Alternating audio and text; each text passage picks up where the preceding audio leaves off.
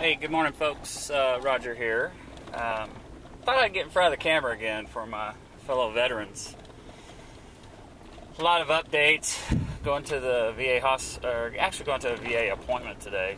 My doctor that I've had for about a year or two, Dr. Bowie, I'm due for an appointment. So thought I'd go see him, and been in quite a bit of excessive pain lately, and weird things going on with my stinking joints and back. I've got a service-connected disability for psoriasis. I've never been given any traction at all when I've asked for service connection for psoriatic arthritis, which comes along with psoriasis. And the backstory to that is I was aircraft structural repair in the military, and got in '89, went through Desert Storm, reclassed from Pershing missile, which was 15 Echo at the time. Mid-range nukes. I was in Germany when the war started. Was lucky enough to get reclassed into a job rather than be put out or whatever.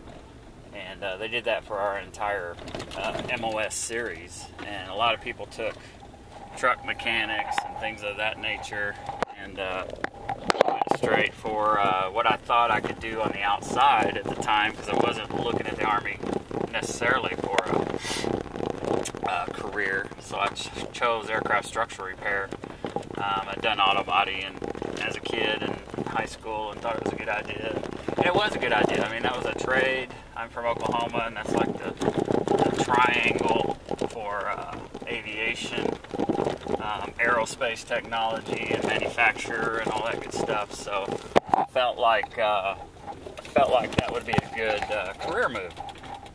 So if I stayed in the military, I'd get an awesome skill. And if I got out of the military, I'd have some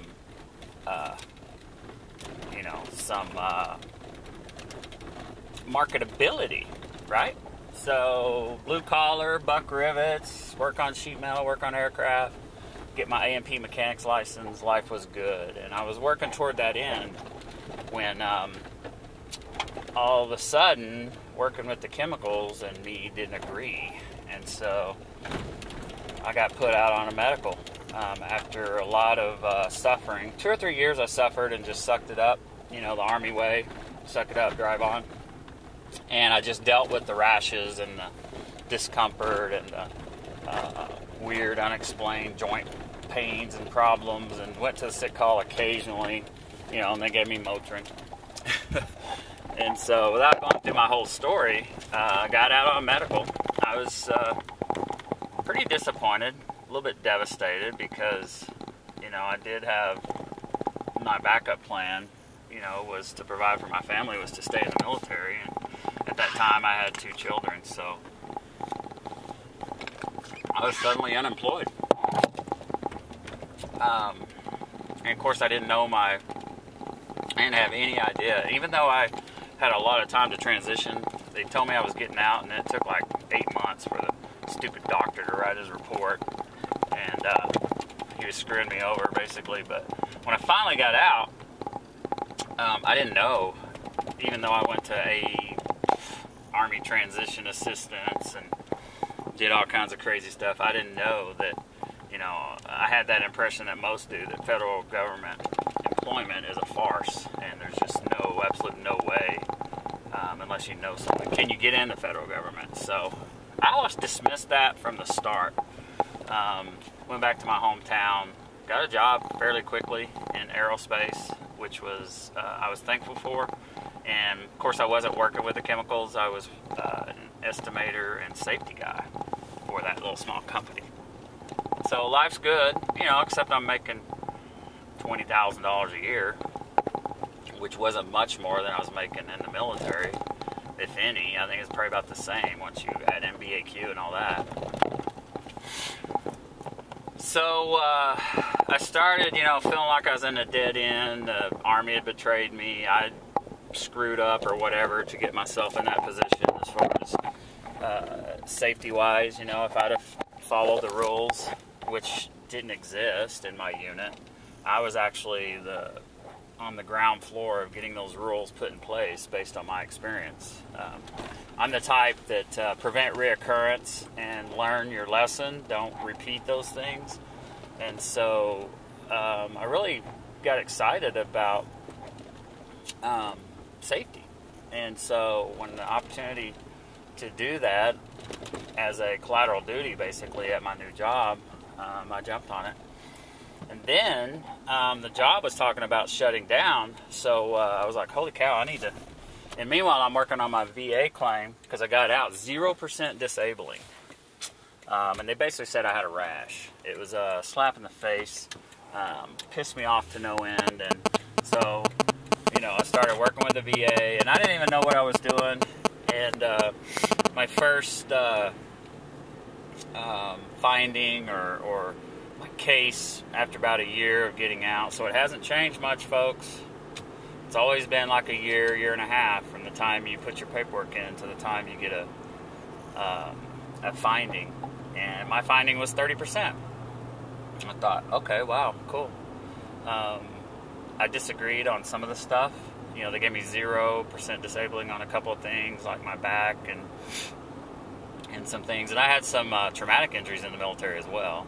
As you all know, pounding pavement and push-ups and all that stuff will do a number on your bones and your joints. So 7 years of that, being in combat arms for a while, and then in maintenance in the military, got me a little bit down and out. So, but I wasn't too upset. I thought, what's 30% mean? Oh, I can go to school? Seriously? So I got out of the military, kicked out of my MOS and out of my occupation, and I set up an appointment with a VA counselor, a school counselor, voc rehab counselor, whatever you want to call him, and he's like, okay, yeah, let's do a aptitude test, let's see what you're good at, what's your desire? I said, well, if I'm going to go to college, which I never pictured myself doing, safety would be cool. Okay, let's do this, do that. And about a month of testing, interview, whatever you want to do with a career counselor, that kind of stuff. I only met with him like twice. I showed up August, I got to look back, but it was August 96. So I'd gotten out of the military just a little over a year before.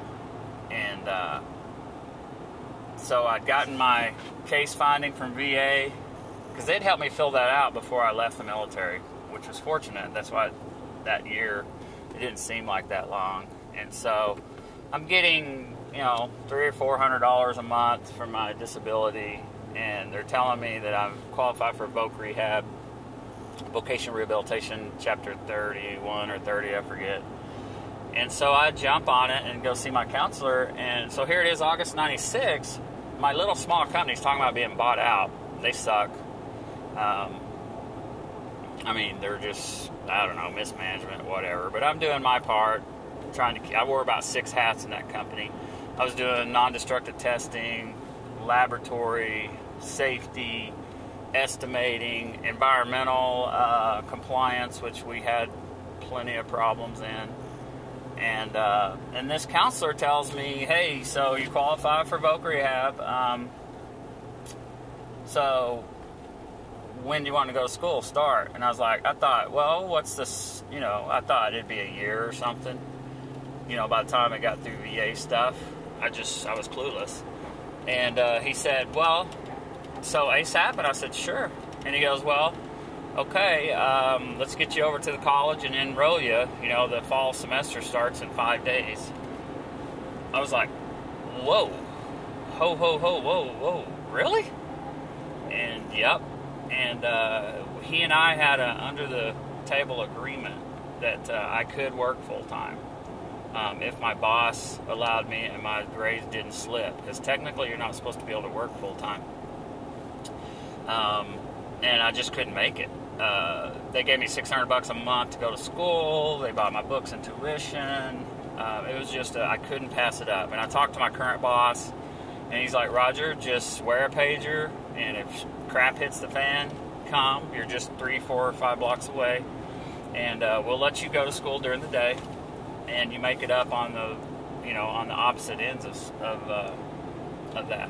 So I'm sorry I'm going so long on my story, but I think it's relevant for you guys working on your own to learn lessons from me. So anyway, long story short, I jumped in college full time, worked it out with my boss. There was some hiccups in that arena. We got sold, or was being sold, after about 1.5 years me being in college, and I just knew in my heart that the new ownership wouldn't fly what I was doing. And so I started looking for another job, and bam, got one in Oklahoma City.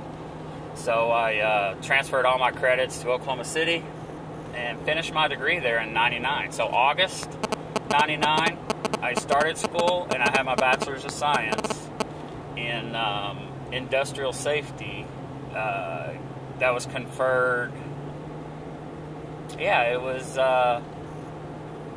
summer of 99. So I walked in August. I actually walked in May and finished the summer and got my diploma in August 99.